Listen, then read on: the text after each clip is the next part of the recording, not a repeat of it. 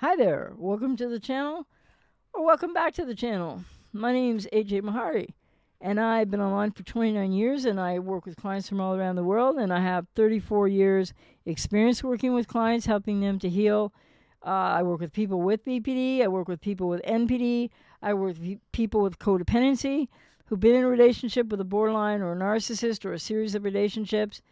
I work with people who have been in those kind of relationships and or who have maybe a borderline or a narcissistic parent or an extremely maybe cluster B parent and a codependent parent.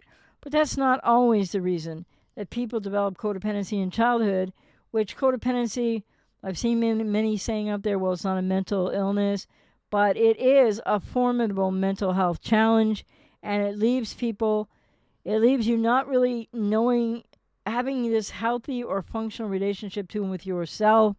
That's how you're going to get all messed up with a cluster B in the first place, unconsciously, of course. So a commenter left a comment, because that's what makes a person a commenter, on a video I did, borderline splitting the cycle, how and why devaluation ends. And the commenter said, the quote entitlement unquote to our affection is something that was almost startling. I even told her I wasn't. Yeah, have you ever felt like an ATM or a vending machine? This commenter wisely puts it like this. I even told her I wasn't a vending machine, a validation. She can't just put a quarter in when other dudes aren't giving her the validation she needed. And she still would come back like nothing ever happened. Can you relate to that? Are you stuck in those cycles? Do you realize how much you're self-sacrificing and abandoning yourself in the name of what? What you believe is love? Love you might feel for this person with BPD or a person with NPD, but they don't know how to love back. They don't reciprocate. Nothing is mutual. That's what makes it trauma bonded and all one-sided. You give, and they take. And then the commenter said, yep, she'd still come back like nothing happened. And of course, you got to know out there, ladies and gentlemen, if you're the codependent that lets them come back like nothing happened, what are you doing to yourself? Because you have responsibility for that part, letting them come back, and they'll always come back when they hoover, or you stealth reverse hoover their social media, or you reverse hoover them. People with BPD, they're not all the same. They don't all come back. They don't all hoover. But when they do, they will always come back. They will hoover you. They will tell you what you want to hear, but nothing will have changed. This might be happening 3 days after they ghosted you. What's going to change in 3 days? You're just getting back on the roller coaster. You're just letting them set that right underneath your butt again. Here we go. Of course, it's a very emotional thing, too. And the commenter then said, so she comes back like nothing happened, like there was no air to clear before reconciling. And I don't know, commenter or anyone that can relate to this, did you reconcile? Are you someone out there that's reconciled with your person with BPD several times without any responsibility taking on their part or coming back as if nothing happened? Because you are allowing that. And that's where you have responsibility and now what you know. And people with BPD that go on to seek treatment and get successfully treated, they won't keep coming back to hoover you. They won't come back to you when they're well either. They'll turn the corner and move forward in their own lives. So you can rest assured that when you're getting hoovered or you're getting responses to your reverse hoovering, etc., and then you're letting them come back as if nothing happened because that's the way they come back, and then you reconcile with them, do you see your responsibility in that part now? Maybe not the first couple times if you didn't know what was going on, but now you know what's going on. You still doing that? You stuck doing that? Do you wonder why you're doing that? Do you end up beating yourself up because you did that? Are you still on this roller coaster of wash, rinse, repeat? Oh, it's nice, intermittent reinforcement. Oh, now it's horrible again. Oh, now it's all my fault. And it's like mean sweet cycle, but there's really not much sweet. And they don't attach because they have disorganized attachment. and they don't know how to love you. So what are you investing in, and why are you doing this to yourself? These are questions you need to ask. I'm out here to work with you if you resonate with me to explore them more deeply so that you can stop this cycle if in fact you're still in this cycle. Because you can't blame the borderline for hoovering you or answering your reverse hoover and coming back like nothing happened, and you allow it, and then you reconcile with them because they're just going to keep going around the same cycle. And no, even if you try to hold them responsible for what happened and their responsibility, and you want to meta-communicate about it, which would be healthy, before reconciling, but you give in, don't you? And you let yourself down, and you toss it because you know it's not going to work. And then what is it that you so want about having them back? There's many different aspects of this. But this is what a lot of people will hit a wall with at one point or another, and then be beating themselves up, and that's never a positive thing either. Emotionally beating yourself up with, why do I keep doing this? Why did I do this? Why did I stay so long? Why did I go around that circle so many times?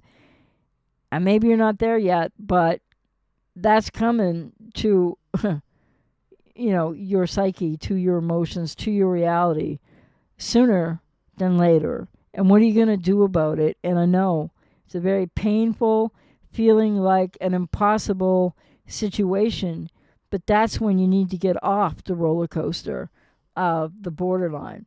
And I think it's really interesting that this commenter mentions that they have a sense of entitlement to your affection.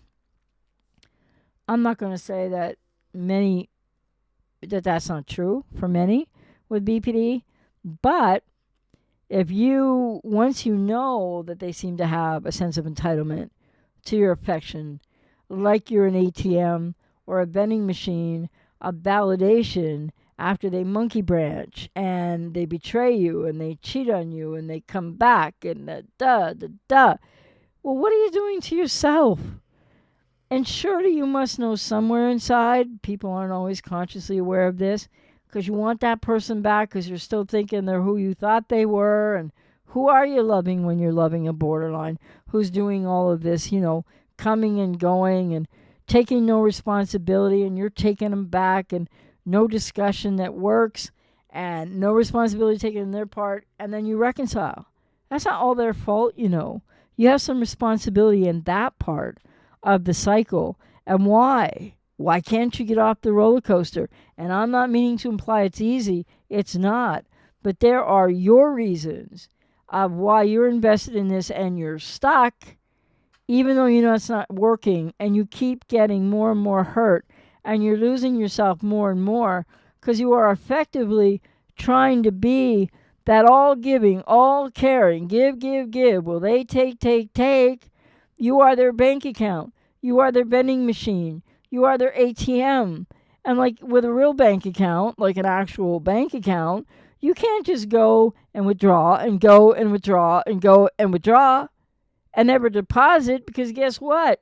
Logically, obviously, right? If you have a bank account, you put money in it, say a lump sum of money or something, or you do deposit for a while, and then you just start withdrawing and you never deposit again. Well, that's not going to work, is it? That's what these relationships are like. You become the vending machine, the ATM of not, validation, and giving them that whatever they need for the moment or however long they need it. Maybe they give you a little bit of physical intimacy on the side. Maybe there's that little bit of intermittent reinforcement, but there will be no conversation. There'll just be the J, justify, argue, defend, and explain, that you'll be doing, where they'll still saying it's all your fault. And then you'll want them back for whatever reasons and or the various reasons, and sometimes the obvious reasons. And then you'll reconcile with them, having held them to no account. Can't do it, but that's the place to stop the roller coaster, get off, get into therapy, and start seeking your own healing recovery process, working toward no contact, because BPD relationship breakups are super painful. They're betrayal bonded, toxic, trauma bonded relationships where you're doing all the giving and they're doing all the taking, and you get blamed for everything, and there is no reconciliation. There is no closure to any episode of how a borderline abuses you, uses you, tosses you aside, ghosts you, blames you, screams at you, gives you the silent treatment. Oh, and then Hoover's back, and you're like trying to talk to them, but you're going to get nowhere. But then you end up reconciling with them anyway. It's time to stop being the ATM, the vending machine of validation, because you can't validate them enough. And even in the case of financially and money in so many of these relationships, and it happens with women, with men, with BPD too, but I work with many more male clients just because that's the way it's always been. And how many men have spent and or are you still spending an exorbitant amount on trying to make this borderline woman happy? You can't make a borderline woman happy. They don't know what happy is. And if you feel happy for a minute or satiated for a minute, that isn't going to last long.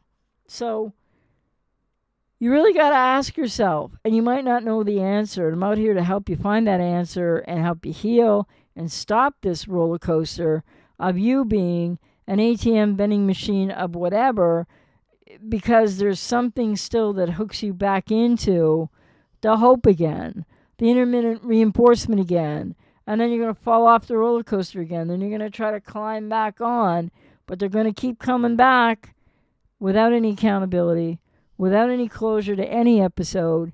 And you, when you reconcile with them without that, you're abandoning yourself.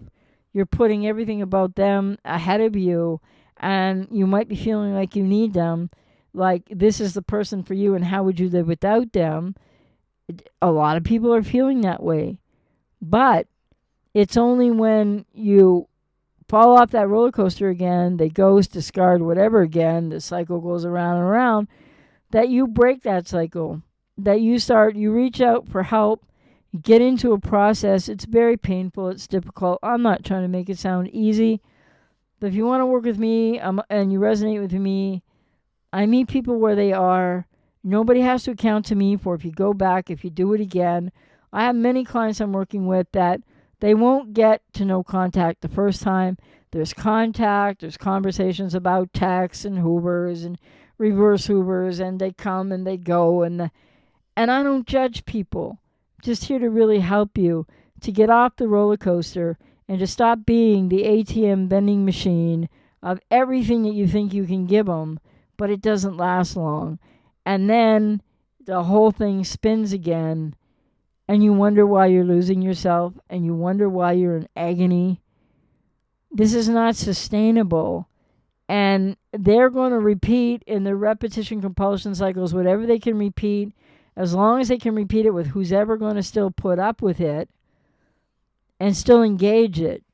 And then the really hard part, the heart-wrenching, gut-wrenching, turning your life upside down part of a BPD relationship breakup, or getting discarded or ghosted or discarded again, is getting in to working with someone like myself, if I resonate with you, to stop the cycle.